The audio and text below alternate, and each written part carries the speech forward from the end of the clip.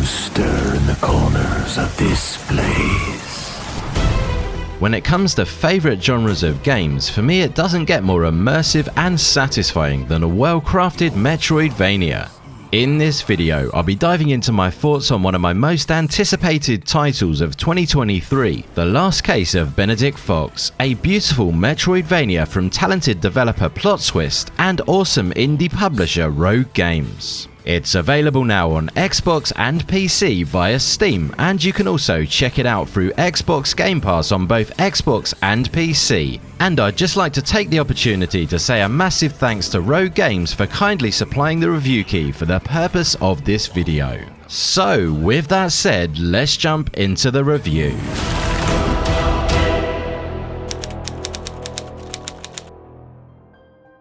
The Last Case of Benedict Fox is a Lovecraftian-inspired Metroidvania set in a beautifully crafted macabre world full of secret organizations, forbidden rituals, and cold-blooded murders.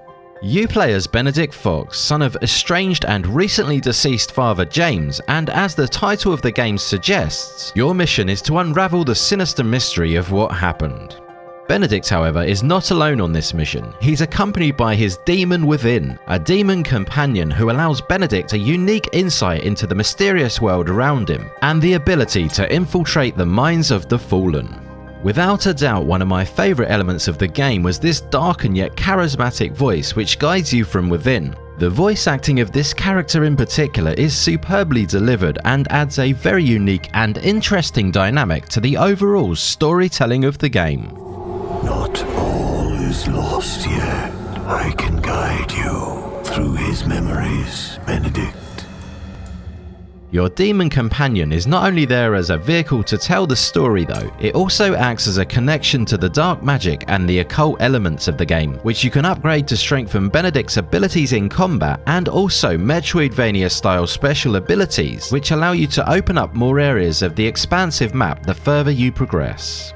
The game plays out within two domains, the first of which is the mansion, which acts as a base of operations in the mortal realm, and the other is known as Limbo, an alternate realm inside of the mind of the deceased which can be accessed with the help of your demon companion's supernatural abilities as a way to gain insight into past events and hidden secrets from within the mind. I absolutely love this super clever concept and the way the game tells its story in general, bringing together the detective mechanics and the supernatural elements to deliver a creative and incredibly immersive experience.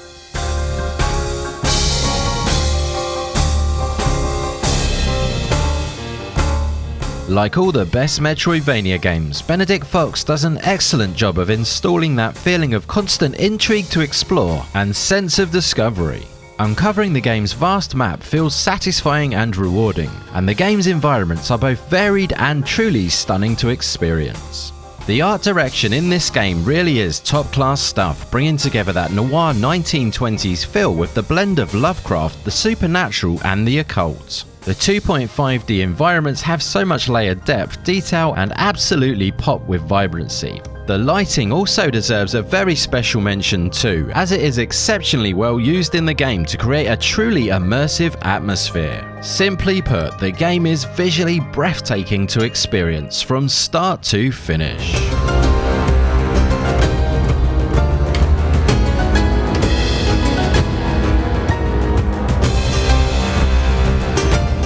In terms of gameplay, if you're familiar with other Metroidvania games such as Ori, Hollow Knight and Ender Lilies, you will likely feel right at home with this game.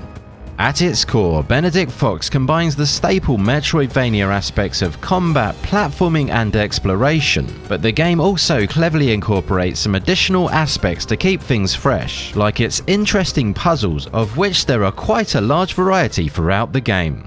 I found these puzzles to be a very welcome addition and were a lot of fun to solve, but if puzzles aren't your thing however, you can opt to turn them to auto-solve, but I'd encourage you to give them a chance as I felt they added a lot to the experience and were very nicely designed.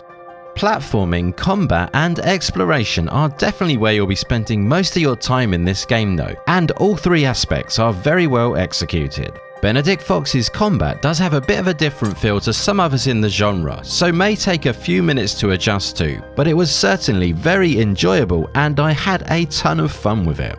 The core combat mechanics are based around the melee attack and the flare gun. The melee cleverly feeds the gun, filling the meter, and when filled, allows you to take one powerful shot with an emphasis on making it count. The flare gun is a nice powerful attack, and I thought the balance between earning the shot through melee attacks was a very nice way to balance combat.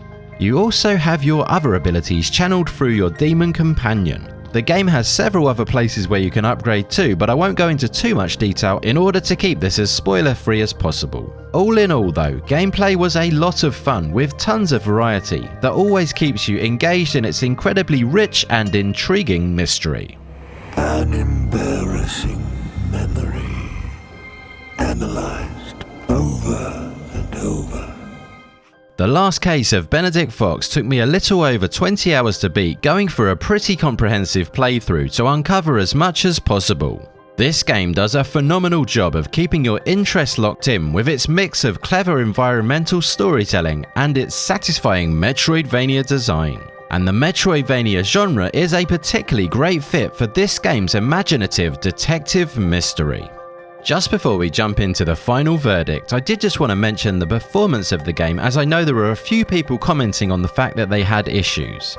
For me personally, I was playing on Steam and did have a very smooth experience, but I did encounter two small bugs throughout my 23-hour playthrough, one of which was where the floor seemed to lose its bearing and I was left standing in the air, and the other was a very small one where my character landed a jump and the animation got stuck in the land position for a very brief second and then continued as normal.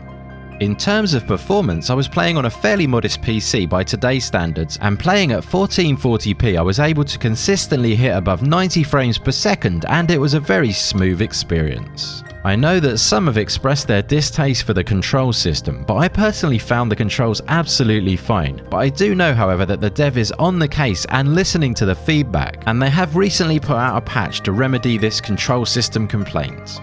As I say though, in general, other than the two very small bugs throughout my full playtime, the game ran absolutely beautifully and was pure eye candy every step of the way.